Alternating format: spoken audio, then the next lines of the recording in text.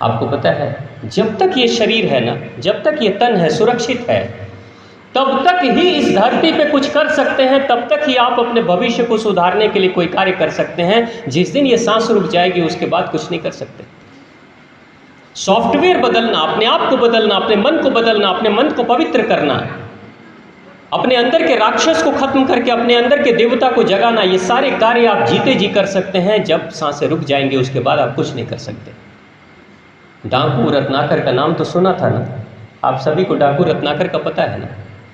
रत्नाकर लोगों को मारते थे, काटते थे, हत्या कर देते थे। लेकिन जिस दिन नारद ऋषि मिलते हैं और रत्नाकर से बस एक ही सवाल करते हैं, हे रत्नाकर, लोगों को मार रहे हो, काट रहे हो, लूट रहे हो, किनके लिए? वो कहते हैं अपने बच्चों के लिए, अपनी पत्नी के लिए, अपने माता पिता के लिए।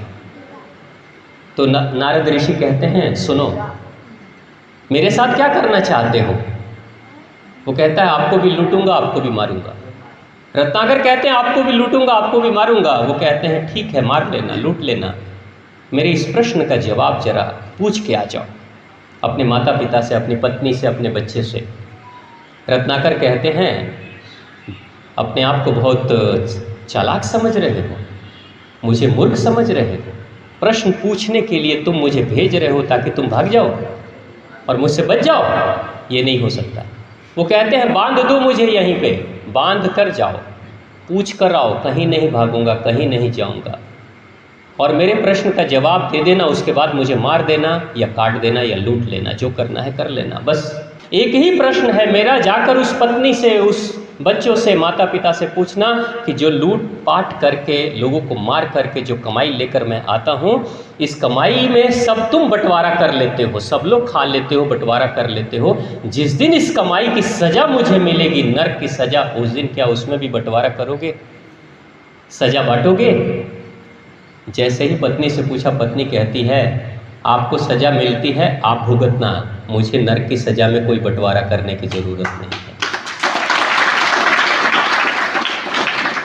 बेटे कहते हैं, रत्नाकर से बेटे कहते हैं कि हमें तो शर्म आती है आपको पिता कहते हुए, क्योंकि समाज के सारे बच्चे, गांव के बच्चे कहते हैं तुम्हारा पिता तो डाकू है, तुम्हारा पिता तो डाकू है, तुम डाकू के बेटे हो, इसलिए हमें शर्मिंदगी महसूस होती है आपको पिता कहते हुए।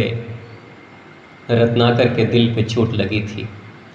उस डाकू पिता की लूटी हुई कमाई को वो बेटे खा रहे हैं और कहते हैं, मुझे शर्म आती है तुम्हें अपने पिता कहने में। अरे शर्म जब आती तो लूट की कमाई में भी शर्म आनी चाहिए थी ना, नहीं खाते।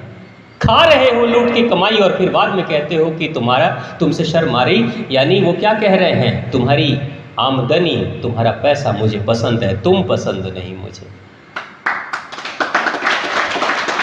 बेटों से दिल टूट गया। माता पिता के पास रत्नाकर जाते हैं, क्या आप नरक की सजा जब मुझे मिलेगी उसमें बंटवारा करोगे? वो कहते हैं, क्यों बंटवारा करेंगे, तुम अपनी करनी का खुद ही भुगतना, हम क्यों बंटवारा करेंगे। रत्नाकर टूटे हुए दिल से आते हैं ऋषि नारद के पास, पैरों में गिर जाते हैं और कहते हैं, हे ऋषिवर, आंखें खोल दी आपने, लूट रहा हूँ मैं, खा रहे हैं सभी, लेकिन सजा मिलेगी तो अकेले मुझे ही भुगतना पड़ेगा, कोई बंटवारा करने वाला नहीं। तो इन लोगों के लिए मैं लूटपाट क्यों करूं? आज तक तो मैं यही कर रहा था कि मेरी पत्नी खुश हो जाएगी, मेरे बच्चे खुश हो जाएंगे, मेरे माता पिता खुश हो जाएंगे, लेकिन आज सच्चाई ये है कि खुश तो कोई नहीं है मुझसे, सभी दुखी हैं, लेकिन अंत में जो सजा मिलेगी इन सब के कारण से वो अकेले मुझे झेलना पड़ेगा। रत्नाकर की आंखें खुली थी उस दिन, और उसी के बाद वो रत्नाकर क्या बन जाते हैं, किसी को पता है? कौन कौन? ऋषि वाल्मीकि। ऋषि वाल्मीकि ने क्या किया, क्यों जाने जाते हैं, किसकी रचना की? किसकी रचना की? रामायण की रचना की। एक डाकू एक महान ऋषि बनते हैं, और ऋषि साधारण ऋषि नहीं, भगवान के गुरु बनते हैं, लौकुश को शिक्षा देने वाले बनते हैं, साधारण नहीं। यानी जिन बच्चों की शिक्षा दीक्षा भगवान नहीं कर सकते, उनकी शिक्षा दीक्षा ऋषि वाल्मीकि कर रहे हैं। आप सोचिए, ये व्यक्तित्व का परिवर्तन, एक तरफ रत्नाकर और दूसरे तरफ ऋषि वाल्मीकि। जन्म एक ही है, जन्म तो एक ही है ना, बस एक झटके में बदलाव हुआ, एक सेकंड में बदलाव हुआ।